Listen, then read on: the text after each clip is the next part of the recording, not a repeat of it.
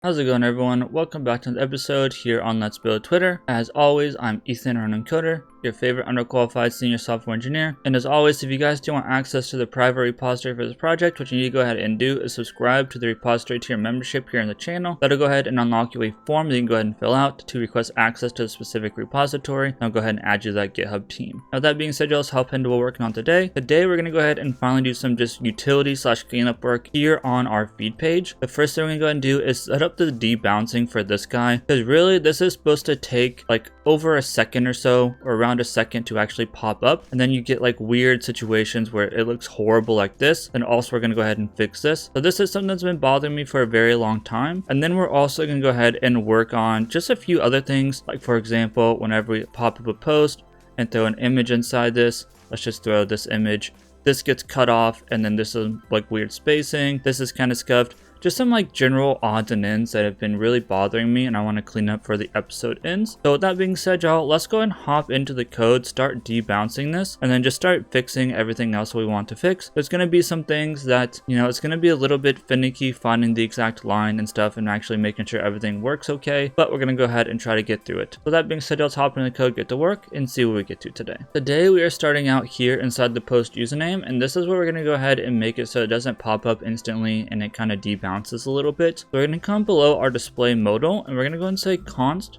We're going to add a modal top position like so, and then a set modal top position is equal to a use state.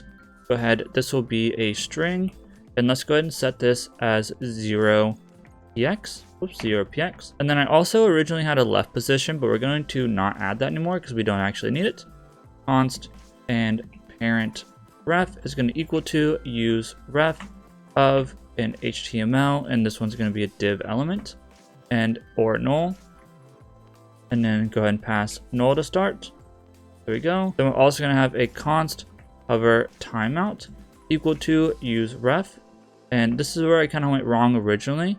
It's going to be a node.js .timeout, and let's make sure we spell this right. I think it's spelled right, or null. Okay, pass in null. Then we're also going to go ahead and have a const, and this one's going to be close timeout equal to use ref. Once again, this will be a node.js dot, and then this one's timeout or null. Once again, go ahead and start out as null, and we're going to have one more const as fetched equal to use ref. This is going to go ahead and be node.js. Actually, not node.js, it's just going to be false. Alright, so this looks a little bit strange, but bear with me here. So now, basically, all of this is going to get rewritten. So I'm going to go ahead and delete this open pop-up and this close pop-up, basically. So we're going to rewrite all of this. Now in here, we're going to say const fetch data is equal to an async function. Go ahead and open this up. And then inside here, we're going to say if has fetched, like so. I don't know why it's not finding it. .current. We're going to return. We're not going to go ahead and do anything. That's because I misspelled has. There we go. If we've fetched, we're not going to go ahead and refetch. We're going to go ahead and set up a try. Try and a catch. And pass e. So catch doesn't really do anything. It's going to be mad at us, but that's fine.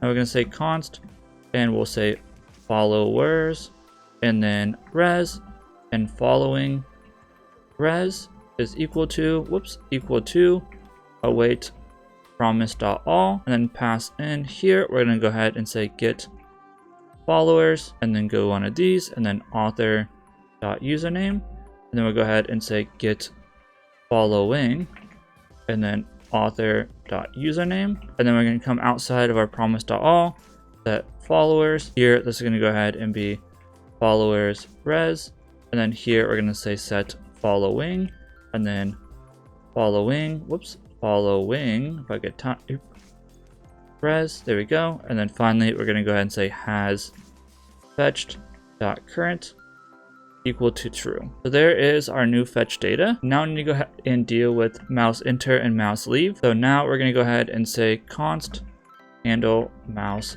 enter. Here's just going to be an async function. Inside handle mouse enter, we're going to go and say if close and timeout current. So if we have this, we're going to clear timeout, and this is going to go ahead and be our close timeout timeout.current. We're going to clear that, and then we're going to say close timeout.current will equal to null. Go ahead and completely get rid of it. And then otherwise, we're going to say hover timeout.current. And then here it's going to equal to set timeout like so. And then it's going to be an async function, set up our arrow function. And then inside here, we're going to say await our fetch data. And then after this, we're going to say set display modal to true. And we're going to do this after 500 milliseconds.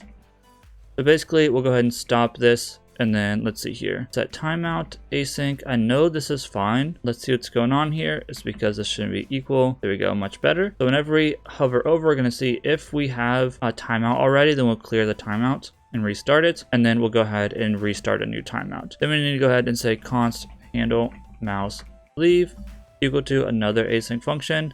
We need to do something similar here as well. Let's give ourselves some space. So once again, whenever we leave, we're going to say if hover timeout.current. If we have a timeout on our hover, we're going to go ahead and say clear timeout. Whoops, clear timeout like so. And this is going to be our hover timeout.current. And then we're going to go ahead and set our hover timeout. Whoops, timeout.current equal to null. And then we'll also go ahead and say close timeout.current. Here we're going to say equal to set timeout. And then once again, this is just going to be a function. And then this is going to basically close it more gracefully or slowly. So then we're going to wait about 200 milliseconds. Then we're going to go ahead and say set display modal to false. So after about 200 milliseconds or 1/5 of a second, we'll go ahead and close out of that. So that's not just like instant and very harsh. Now we can say use effect. Go and open up a use effect. And then inside the use effect, we're going to go ahead and watch for the parent ref to get set up. We're going to go ahead and watch for the parent ref.current to get set up. And this is going to go ahead and set the position. So we're going to say if we have our parent ref, parent ref, and we have our parent ref.current, then we're going to go ahead and say our const and parent client rectangle is equal to parent ref.current dot get bounding client rectangle like so. Then we're going to say set modal top position, and I totally typoed that. I'll fix that in a second. Backticks $sign curly brace, and here's going to be parent client rect dot, and this is going to be bottom plus 12, and then it's going to be px. Let's also go ahead and make sure that we spell this part right. So here should be top position, not top post. Okay, and all of this should be good. Now we need to go ahead and go through and set up all this. So now on our div here, let's see here. I'm pretty sure it's this div with our class name post container. We're gonna go ahead and have a ref equal to, and this one's gonna go ahead and be our parent ref. And then on mouse enter now, instead of on mouse over, on mouse enter, we're gonna go ahead and handle mouse enter. Then on mouse leave, this will go ahead and be handle mouse leave. So handle mouse leave like so. And then also we need to come down to where our display modal is, and this also needs to be changed slightly. So now here on display modal, and we're actually going to go and wrap this in a div. So let's do one of these, pass in a div, and this is going to get a little bit yucky. But here on the div, we're going to go on mouse enter equal to handle mouse enter, and then on mouse leave equal to handle mouse leave as well. Go and open this up, and then we need to move this guys because this is mad at us. So let's go ahead and move this, come in here and paste this. So now instead of close modal or close pop-up for close modal, this is just going to go ahead and be an arrow function that simply says set display modal to false. Okay, and then we also need a top for this. I don't know that we passed this yet. We're gonna have to go ahead and deal with this, but we're gonna say modal top position. So this is gonna be mad at us because I don't think we have a top on this. And I also broke something else. Let's go ahead and see what else I broke because this div got moved out. Let's go ahead and make sure this div gets put in the right place. There we go. Now it's gonna be mad at us because top doesn't exist. So now we need to go ahead and hop into our PostProfilePopup component and make sure we can pass in that top. Now in here, let's come above our close modal. Let's gonna say top. It's gonna be a string. And I think this is, nope, we don't do optional, so that's fine. Go and put top as well. And then now from here, what we're gonna go ahead and do is come down to our on mouse leave, close modal div here, wherever that is. So right here, we're gonna add a style. So now style, gonna equal to, and we're gonna say top. That'll go ahead and set the top position of it, and then we need to hop into the CSS and deal with that. Now in the CSS, this used to be position absolute. So now instead of position absolute, we're gonna go ahead and say fixed. Okay, and we're gonna go ahead and get rid of left, and we're gonna go ahead and say transform, and this is gonna be a translate X. We're gonna go ahead and say negative 50%. So I should go ahead and center it left and right, and it's going to put it down about 12 pixels below the title, or the username basically. So that's going to go ahead and fix that up. Let's just hop into the front end, make sure this is looking good. Then we're going to go ahead and start doing some of the other utility cleanup that I want to get done before I move on to the next section. Go and give it a refresh just for giggles. So the first test, we'll go and do this. So we hover over it. You can see that now it doesn't look perfectly centered, but it is what it is. I don't really care. But now the big thing you can see is that this isn't actually being cut off anymore. Before it was being cut off whenever you hovered over it, so it looks great. And now you can go ahead and do this. Looks a lot better now. There is still some finickiness sometimes, but it looks a lot better than it did before. I guess this guy's being a little buggy, but it doesn't just pop up instantly. You can look around, you can hover over it, dehover it, it looks good. So that's good. Next thing I want to take a look at is a super easy one. Whenever you click on this guy, it's actually supposed to open up a pop-up. Let's go ahead and deal with fixing that. We just need to hop into the PostMore component. Inside the PostMore component, whenever we actually open PostMore options, let's go ahead and add in an e.stop propagation. So e.stop propagation, and save this. And then now let's go ahead and hop in the front end again and make sure it's looking good. So now if we go ahead and click on this, give it a second maybe. There we go. Now it's opening this. This is probably a little bit dark, but it is what it is. Don't really care that much. That's fine. So now that's fixed. Next, we need to go ahead and clean up some of the bugs here inside of our modal here, or inside of our create post. So right now this is not looking great. There's some strange bugs in here, so we need to go ahead and work on this. Primarily this needs to be pushed all the way over, then obviously this needs to be fixed, and then some image stuff. This one's going to be the most pain in the backside to fix, just because there's only a couple changes, but it kind of shifts a bunch of stuff. So bear with me here, but let's go ahead and hop into the FeedPostCreator on the front end inside the code, and then try to get this all fixed up. So now inside our FeedPostCreator, we need to come down to where our buttons are, I guess. So we have our FeedPostCreator, we have our margin, and then if we come down here to where we have our bottom icons, so this one, so we basically want to wrap this guy inside of another div to start. I have a div with a class name equal to, and we're going to go ahead and say display create post question mark. So for displaying create post, we're going to go ahead and say feed post creator dash stretch dash icons. Otherwise, it's not going to have a class name. And then we need to go ahead and actually make sure we wrap this all the way around the buttons. If we come down here, this should come below the button for create post. Let's come down to find our button for create post, and this should be wrapped right here, I believe. Let's see here, it should be wrapped, I think, right here. Okay, and it's going to be scuffed for a second. That's fine. Go ahead and do this and clean that up, and it should be okay with us. So now we kind of wrap that there. And then from here, I think that this div is okay. It's going to have our FeedPostCreator bottom icons and bottom icons. This part's fine. This submit post cluster is fine. Here, create post DTO is reply, and this. And I think this part is fine as well. Okay, our divider is fine. Our cluster add is fine. Then we do change the button slightly. We're going to add a style to this button. We're going to say style equal to, and we're going to say not display create post question mark. If it's not display create post, we're going to say margin right. And this is going to go ahead and be 16px. And we'll fix this inside the CSS a little bit. Otherwise, an empty object, our button class. And then here, I said I wasn't going to fix this, but I am going to. This is going to go ahead and say create post DTO. And then here, we're going to say scheduled. So if it's scheduled, we're going to go ahead and say schedule. Whoops. Schedule. Otherwise, we're going to say post. So I think that's everything in here. We'll see if it works out okay. Oh, now we need to go into the FeedPostCreator CSS and clean up some of the CSS. Now inside of our CSS, we need to come down to about line 28. And there is a min height that we want to go ahead and delete. Let's go ahead and get rid of this. And then we're going to go ahead and get rid of this. We're just going to say padding 12px, or padding on the top. of 12px instead of padding on the top and bottom. Then we're going to come down to about line 84. So here are stretch icons. We're going to go ahead and add a height to this, and it's going to be 49px. Then we're going to come down to about line 87. So I think inside of our flex as well, we're going to go ahead and display flex this. So display flex.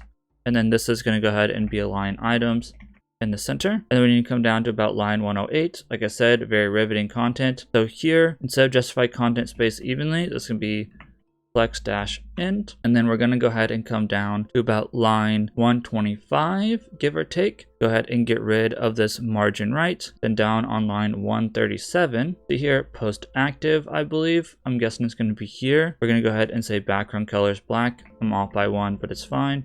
Background color is black, like so. And then on the hover, I'm assuming the hover probably need to get changed as well.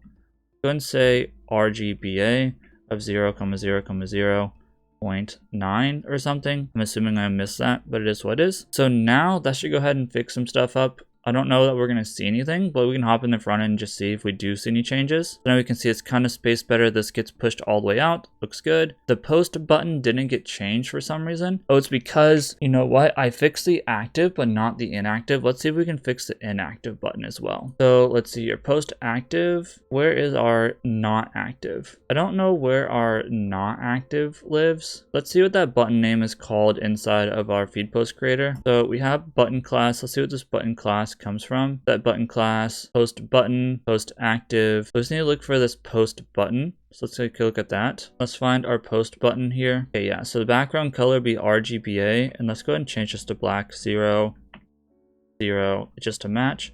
So this one, I don't know how I slipped through. Let's take a look again. So I think this is looking much better. This button's probably supposed to be black too, but it is what it is. There we go. And you can see that it takes up the entire space. We haven't fixed yet, I don't think, this. Let's see if we go and click on this. Okay, we did actually fix that. Sick. This looks a lot better. Now we need to go ahead and fix this issue. And then I think there's like a couple other things in here that we need to take a look at as well. Let's go ahead and just discard this. So now let's go and hop back in the code and fix the feed post reply restriction dropdown, which is this guy right here that looks kind of scuffed. So first thing we're going to do is we're going to update when this dropdown updates. So we're going to go ahead and keep these, but also going to go ahead and put in create post DTO.content. We're going to watch for our create post DTO, and then .images.length to change. We're going to watch for the create post DTO, create post DTO dot, and then our GIF to change. Then we're going to watch for our create post DTO dot poll to change. So there we go. That's going to watch for some more things to change. And then we need to go ahead and remove padding bottom at line 11 inside the CSS. Let's go ahead and deal with that as well. Now inside the CSS, there's a padding on the bottom of 12. I don't know why that got added. I think that probably should have been like a margin on the bottom, but it is what it is. So now let's go ahead and hop in just to make sure that looks okay. So now whenever we hover, that looks a lot better. Perfect. We can click in, click out of it. So that looks good. And then finally, we need to go ahead and deal with whenever we click on this should automatically be active, which I think it made it active this time. I think maybe because it didn't reset some stuff. We click on this, let's see again, you can see that it's like not active. We need to make sure that gets set as active. So let's hop into the navigation component. Whenever we open up this modal, we want to make sure that the property for active is set to true. So now let's see where we open create post modal. So here, let's go ahead and dispatch, and this one's going to be update post state, like so. Open this up, the property, property. Gonna go ahead and be value, or not value, I'm sorry, active, I believe. Let's see, active, yes, and then value will be true. Something else we can do really quick is let's see what the name, the CSS name of this is for that post button, and let's actually change that to black as well. Why not? So we scroll down here, we should see our display name, our post. Let's go and find this navigation post button and make it black like the rest of Twitter now. Let's go ahead and find our navigation post button. Here we go. Let's just make this black. Go ahead and delete this. Go ahead and say black.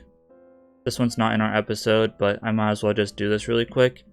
And then RGBA 0,0,0, then point like 9. Now we take a look again. There we go. Now it's black. And if we hover, click on this, Now it's active, so we want to see. Now we need to go ahead and do some BottomlessModal stuff to fix a couple of min height issues and stuff whenever we're typing into the content. Let's come back in here. Let's go and open up the BottomlessModal. Now inside our BottomlessModal, we're going to go and calculate our max height. Again, this is because like whenever you have an image and you start typing, the max height is still kind of scuffed. And I think this also might be for like polls and stuff as well. But I'm just going to go ahead and come, I guess at the top, it says line 42. So it looks like I start it here. And we're going to say const and calculate max height.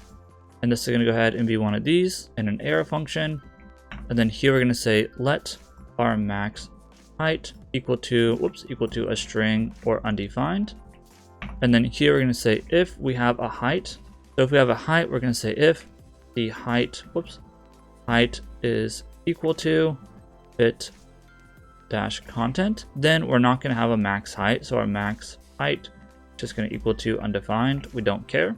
Otherwise, if we set a height and we don't have, or if we set a height and it's not the fit content, we'll set our max height equal to the height, and then we'll go ahead and return the max height.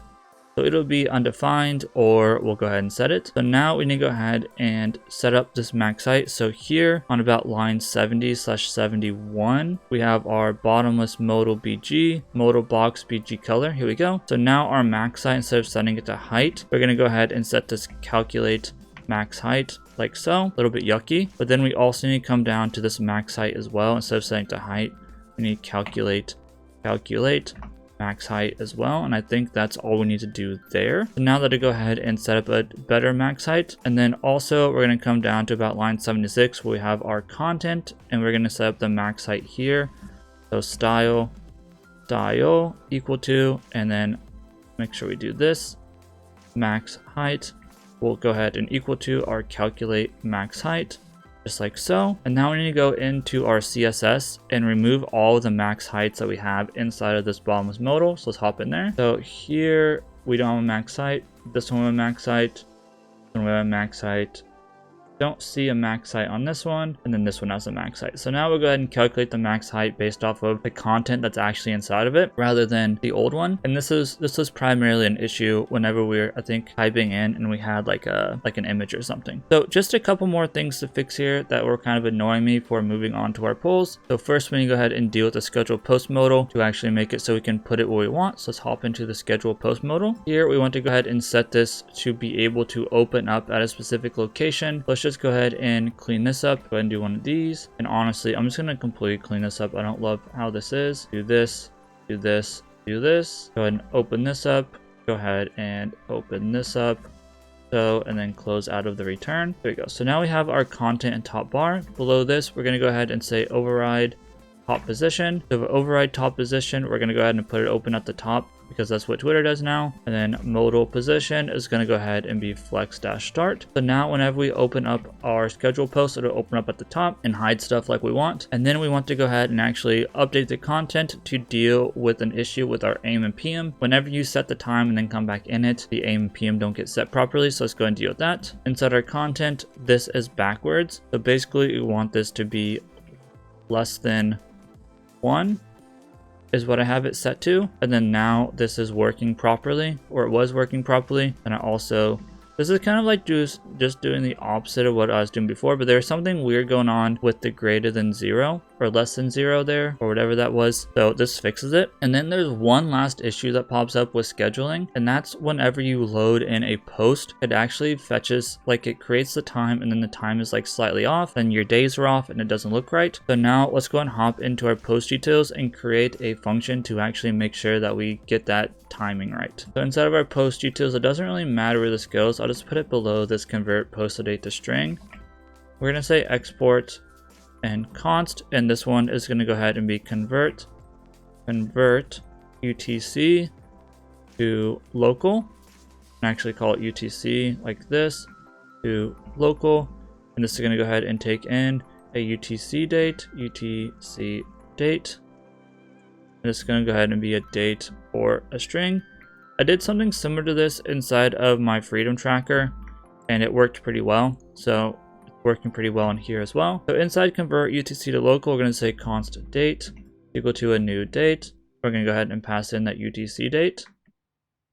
like so. And then we're going to go ahead and say const local date is equal to, and this one's going to be a new date. And then this one is going to say date.getTime.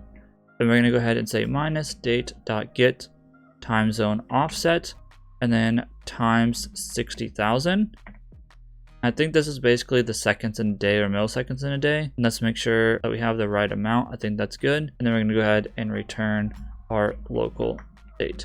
Now let's go ahead and use this. First off, let's hop in the post slice v2 and use it whenever we're loading in. So let's go ahead and find our load draft post. And I think this is going to be around line 391. We have our load draft post. And then with our schedule date, instead of saying a new date here, we're actually going to go ahead and delete this part. And this is going to go ahead and be convert and UTC to local. We're going to go ahead and just pass in the action.payload and then scheduled date, like so. And then we also need to go ahead and deal with this inside the draft post component as well to make sure it says it sends on the right day. So let's go and hop into the draft post. Now inside the draft post, we have our scheduled. So now instead of saying this, we're going to still have our stringify right there, but we're going to go ahead and delete this part. And then inside here, we're going to say convert UTC to local, and we'll go ahead and pass in the post.scheduled date.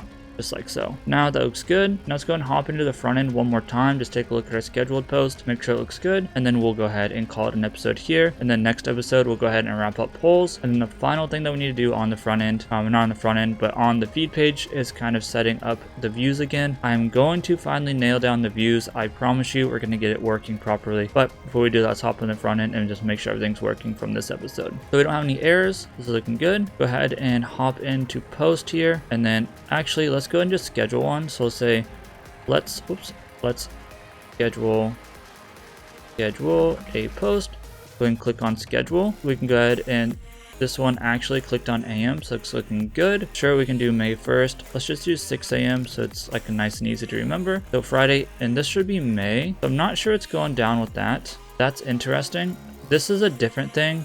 I'm not sure it's going down with this. I might need to look into this though, because obviously it's not Friday, April 1st. It should be Friday, May 1st. I don't know if this is because of like an adding situation. So if we go back to April and then let's say April 13th.